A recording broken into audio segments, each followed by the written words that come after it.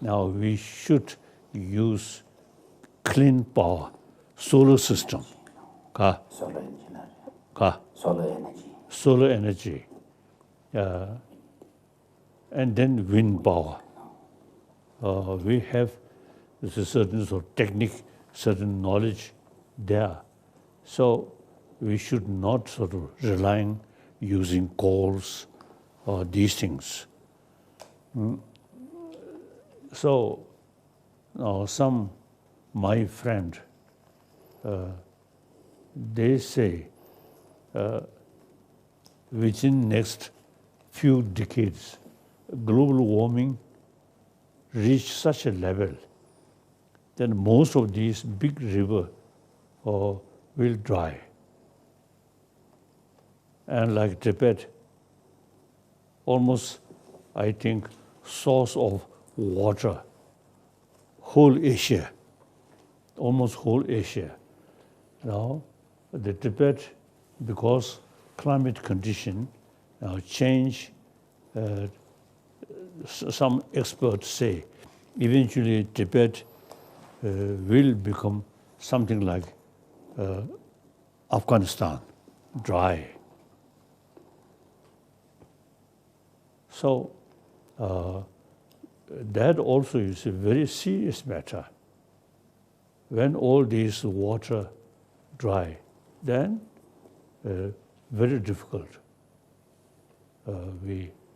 for survival. Without water, very difficult. So that's one serious matter.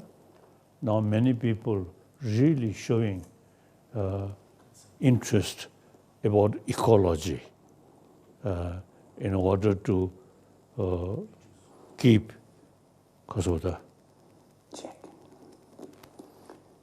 our planet more living. So that's one problem. So I'm regarding Tibet, I always now showing concern about preservation of Tibetan ecology.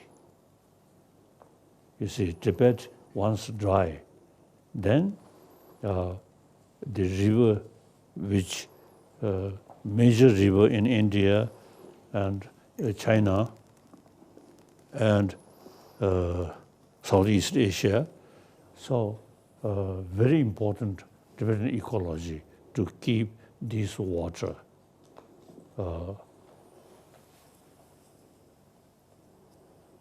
So that's something, a very serious matter. Particularly when I heard, you said that scholar, now global warming, after a few decades, things become really serious. So that's, we really make effort. Okay, then next question. Thank you, Tejas. We will now have a question from Lola. Good morning, Your Holiness. My name is Lola Pasharis, and I'm from England. My question is, how do we practice compassion in this pandemic when we are supposed to stay away from everyone? Oh, the concept of brotherhood, sisterhood, actually entire human being, truly our brothers, sisters. So mentally, you see, keep sense of concern of all our human brothers, sisters. That's actually, I think, now some scientists say the human being are social animal. Any social animal, you see, loving kindness each other by birth, already there. So we, as a social animal, so now today, because of economy, worldwide, global economy, everything interdependent, interconnected. So now no longer say just my nation, just my community. Now, according to reality, we have to think about global economy, global human being, human brothers, sisters. So these, I think, the reality. In ancient time, we little bit isolated, so always say my nation, my nation. Now today's world, you see, worldwide, you see, interdependency, like that. So. Thank you, Your Holiness. Thank you. Thank you, Lola. We now have Asmi Agarwal. Good morning, Your Holiness. I am from India. My question is, how can you keep being resilient with all the bad things going on in the world? How do you ward off all of that negativity? As I mentioned earlier, you see, one problem, more or less, nature event. That, as I mentioned earlier, global warming, these things, we simply, you see, try to keep our determination to take care about our world ecology, these things. Then another sort of problem, essentially, our own creation, like war, conflict, these our own creation. So, as I already mentioned, you see, Indian 1,000-year-old tradition, ahimsa, karuna, promote these things. Then these violence automatically reduce. So, two kinds. One, more or less nature event. So we simply, you see, try our because of the courage or determination to face these problems. Then man-made problem, you see, we have to make effort to promote karuna and ahimsa. And ultimately, you see, a sense of oneness of one world, oneness of human being. Thank you, Asmi, for your question. Your Holiness, I am going to ask the next question. My name is Misaki. Everyone keeps saying living mindfully is what one should do. Please explain what is mindfulness and how one can practice it in everyday life. When we carry our sort of every action, I think mainly verbal action.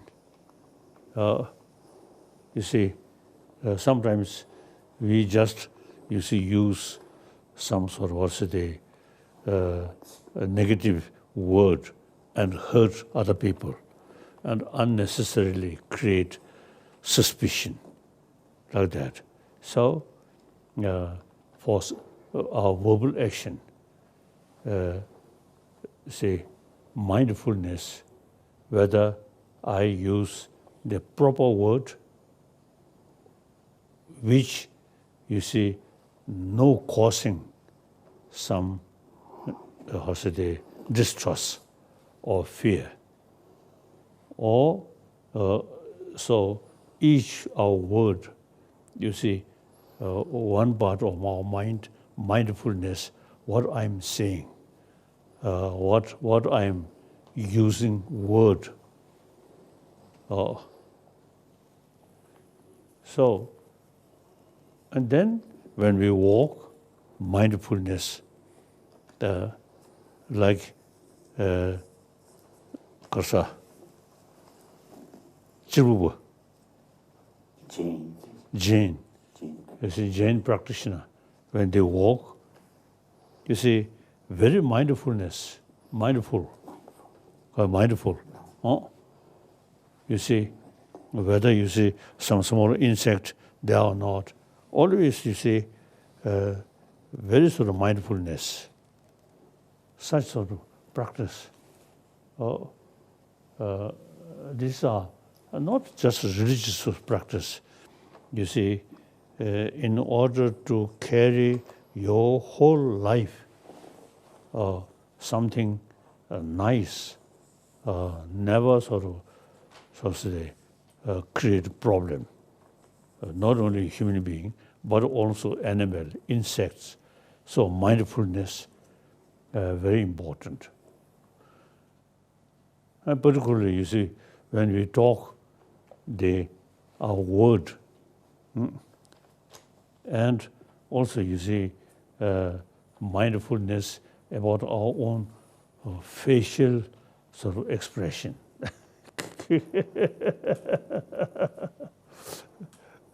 See, your friend, you see, when you see show the face, something sarcastic face, or even a smile, you see sarcastic smile, like that.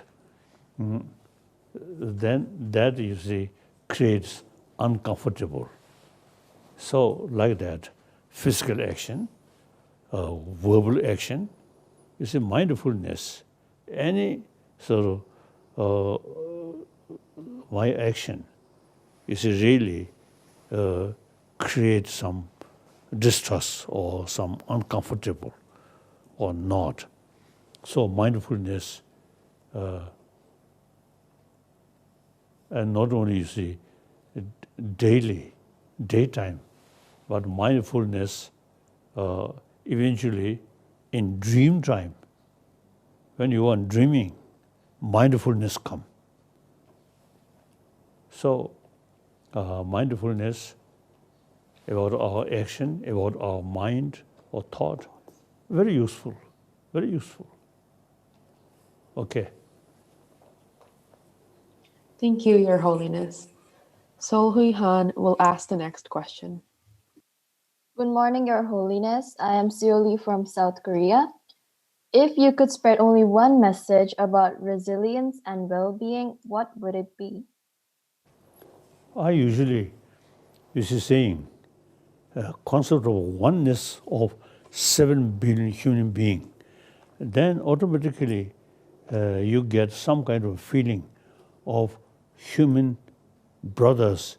Entire human being are our brothers, sisters. So that concept and reality also is we have to live together. And then with sense of brotherhood, sisterhood, and keep sense of concern about well-being of other. So through that way, we can develop happy human community, finally happy humanity. So that's something important. Then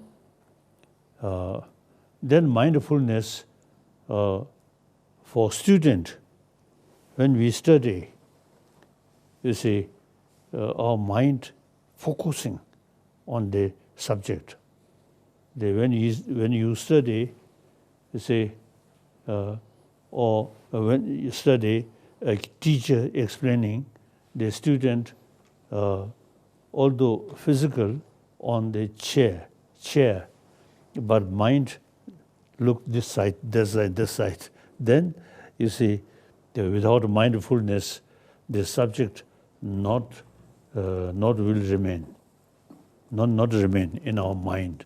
So mindfulness for education in class, very important.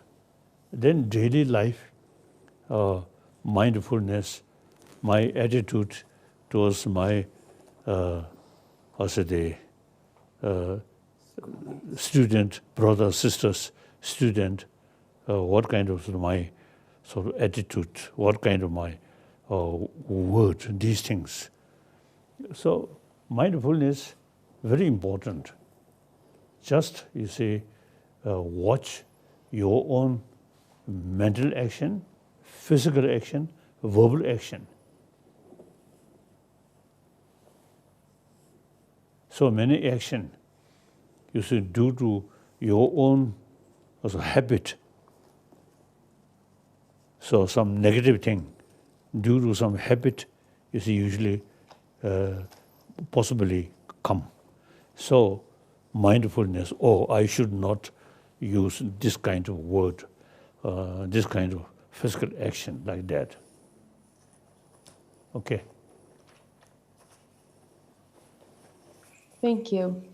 Our final question is from Suhani. Good morning, Your Holiness. My name is Sahani Ranier, and I am from England. My question is, do you ever think it's okay not to be resilient, to just give up? Or do you think it's important to always maintain resilience, even in the hardest times? I think as long as way to overcome, we must make effort. Without that, eventually you get regret. Then, when you face certain problem beyond your control, then you see completely discouraged. Also, is not good. Now, my own case, 1959, when I escaped from Nurbulinga, you see, looks almost hopeless, but keep determination. Then eventually they overcome these problems. So my own experience, now for example, 1959, March 17th night, I escaped with the feeling whether I can see next day or not, but determined and escape, facing worst kind of sorrow, or say danger, determined, and then eventually overcome this problem. And then when we reach India as a refugee, there are a lot of problems, but we keep our determination and believe truth. And particularly in this country, historically, we have very close link. So therefore, now, over 61 years. Over 61 years. 100,000. 100,000 Tibetans. 100,000 Tibetans. Yes, 100,000 Tibetans. You see, of course, we historically very close link, and mentally, it's very close. On that, we kept our determination. Eventually, we developed our own community, carrying all work for preservation of Tibetan culture, ancient Tibetan knowledge, which come from Nalanda. All these, you see, we kept. So with determination, now after several decades now, you see, we quite well established now here in India. All these knowledge, over 1,000 students, mainly monk student and non-student, they really kept all these 1,000-year-old knowledge or Nalanda from India. And then including an early 59, we asked Indian government, since we Tibetan have our own language, our own script, so we need separate Tibetan school. The government of India, say, fully support. So now we kept our language, and in that language, those, you see, sophisticated philosophy or these sort of knowledge we kept. Now here, mainly in South India, it's a famous Tibetan monastic institution now re-established here in India. We carry continuously all these are knowledge which need at least 20, 30 years study. I myself also, you see, one of the student study. Firstly, you see the root text learn by heart, memorize, and then commentary, and different commentary, and commentary sometimes to see critical view each other and debate. Very useful, such commentary. So we kept all these almost, I think, unique knowledge. Anciently come from India, 8th century, the Rakshita brought from Nalanda tradition. We kept these things. I think you may not know the 7th century Tibetan king married with Chinese princess. But he, you see, prefer we should have our own script, our own language. I think he found too complicated the Chinese letter. So 7th century King Songtse Gampo decided we should create our own script, copy from Devanagari and alphabet. So then 8th century, since we have our own language, our own script, and then Rakshita, you see, advice, since you have your own language, your own script, so instead of study Sanskrit or Pali, you should translate all these texts in Tibetan own language. So altogether, 300 volumes, Buddha's own word, about 100 volumes. Then commentary, the Nalanda master, mainly Nalanda master, about 200. So all these in Tibetan language. So we have our own language, and all those ancient Indian sort of knowledge, also they mentioned in these texts. So, as I mentioned earlier, I asked government of India, so they fully not only agree but support financially our school like that. So we, as the refugee community, we kept all these ancient knowledge very much alive, like that. So firstly, I must say gratitude to Government of India and leaders, Pandit Nehru, Indira Gandhi ji, and Lal Bahadur Shastri, and so on. All are very sympathetic, and till present Indian government officials, very, very supportive, very sympathetic. Okay. Thank you, Your Holiness. Thank you. I've got a few more questions that I'd like to ask you from some students that aren't here. So the first one is, have you ever felt angry? And if so, how did you overcome that? And that's from a student, a 13-year-old student called Samaira Khanna. Karsa.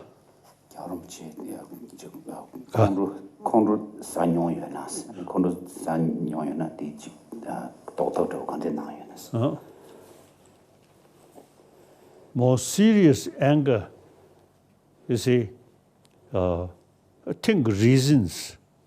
For example, the Chinese hardliner, you see, sometimes you see killing Tibetan, many Tibetan, thousands Tibetan killed, and also try to brainwash.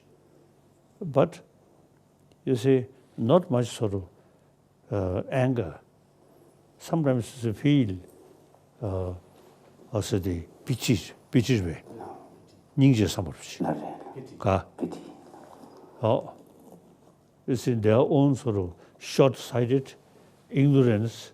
So, you see, instead of anger, feel sympathy, like that.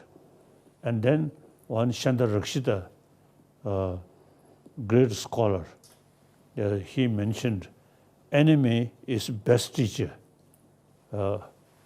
From enemy, you can develop patience. So enemy is teacher of patience. It mentioned it's very true.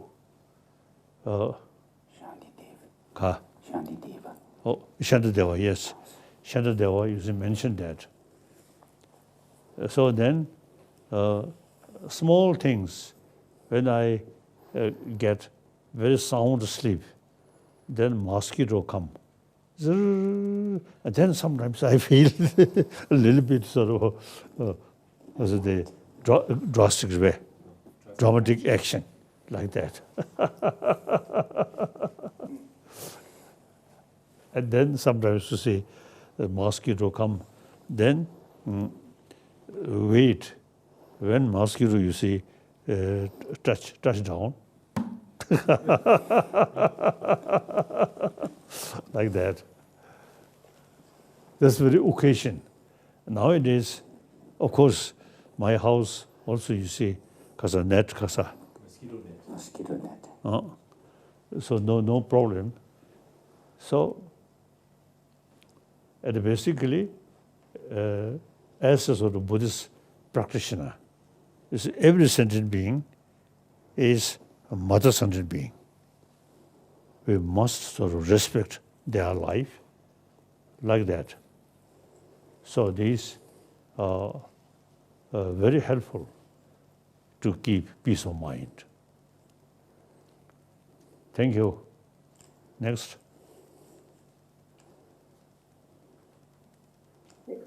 Your Holiness, we would like to thank you for gracing us with your presence this morning. And I will now hand over to Mr. Mark Tate, our secondary school principal, to say a few words.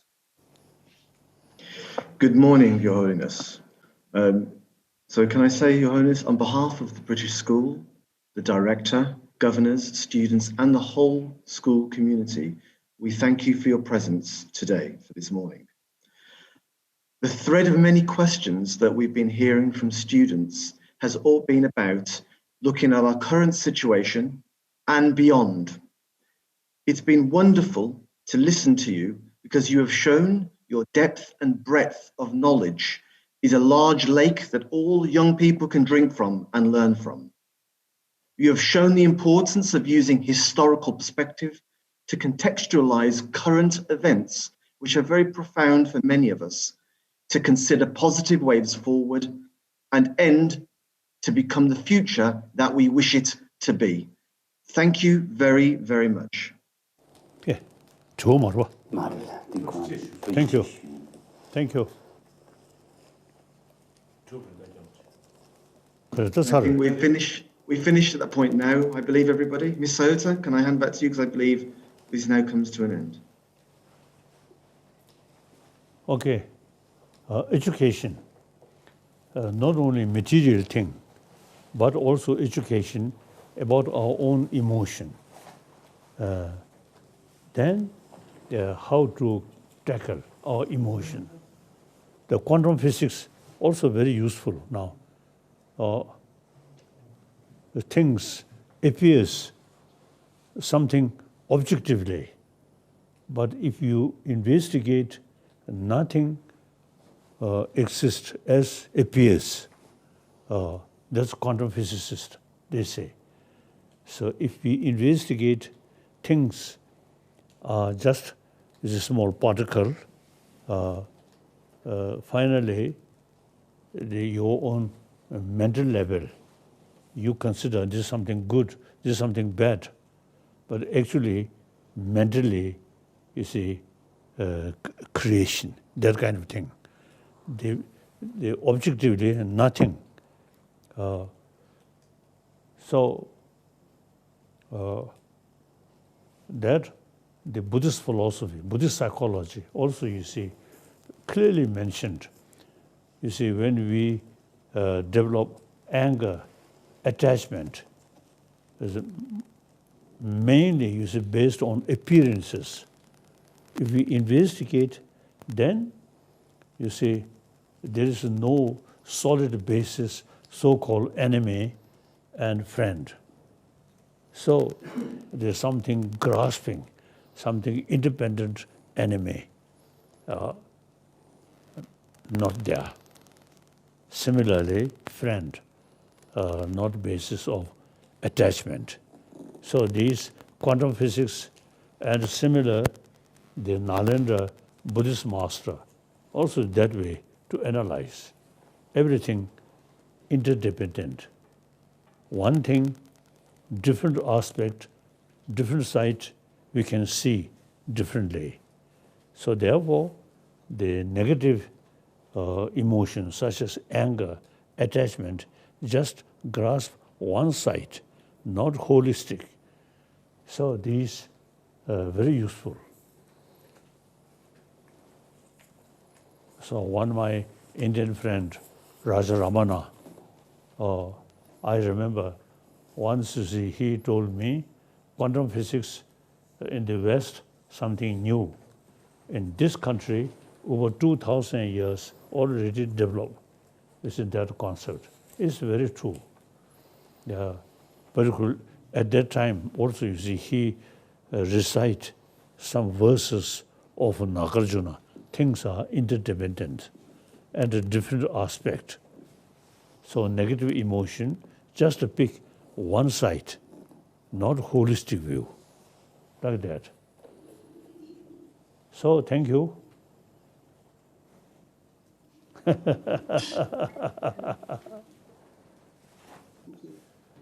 Goodbye. Bye-bye. See you again when this illness, also the gradually improve, disappear. Then I'm very, very eager to go to Delhi and meet some of the, also the professors or students like Jawaharlal Nehru University and some other university. I'm very, very eager, you see, to discuss. And some professors, educationists, they say how to revive ancient Indian knowledge in modern India. So I'm very, very determined to discuss. Now, modern India, I think the modern education in this country introduced by Westerner. So you now should think more about, you see, ancient Indian own knowledge and then combine the modern education in ancient Indian education. That I feel very important. So, thank you. Goodbye. Thank you. Bye-bye.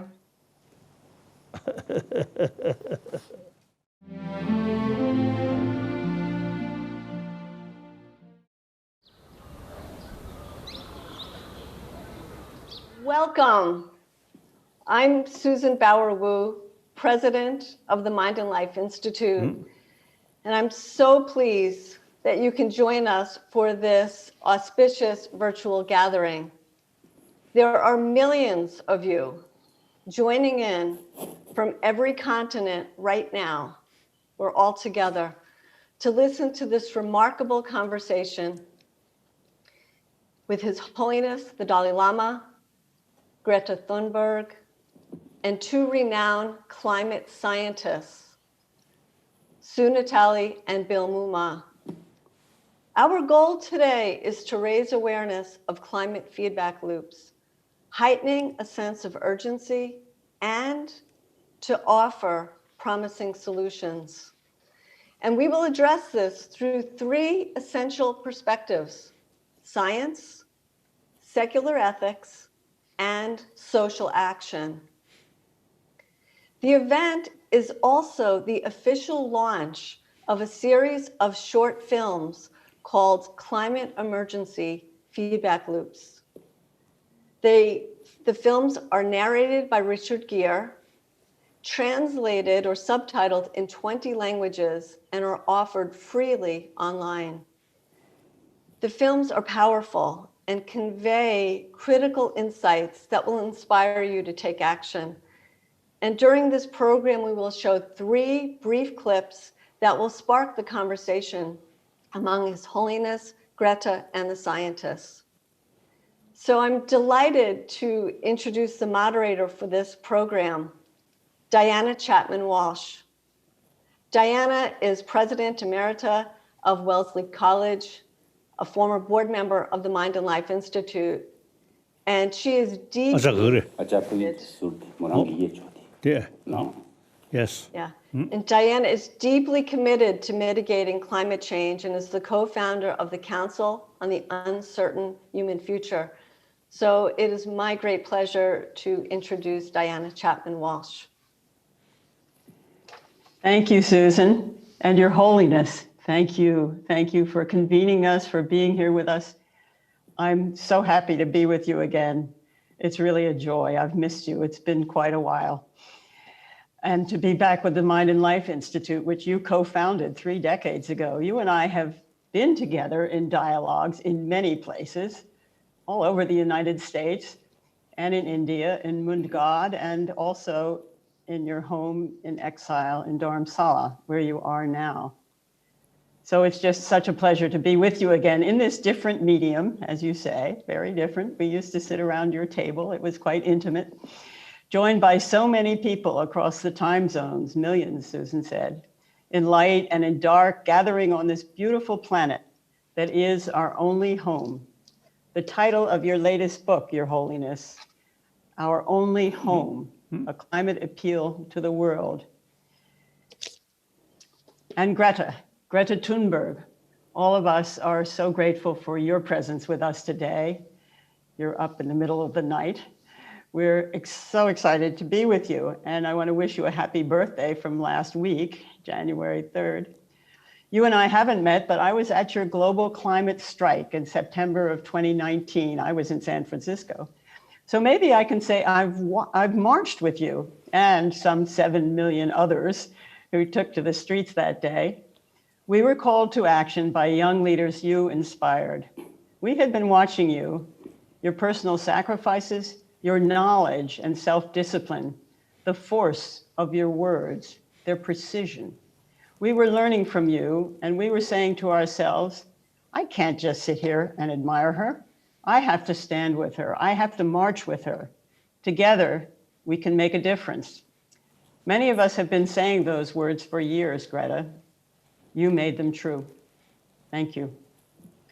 We have a singular purpose for our time together, all of us, that each of us will leave this conversation changed, and I include myself, changed by 2 words related to climate change. One we're hearing increasingly, the second less so, emergency and possibility. Behind those 2 words are 2 other words.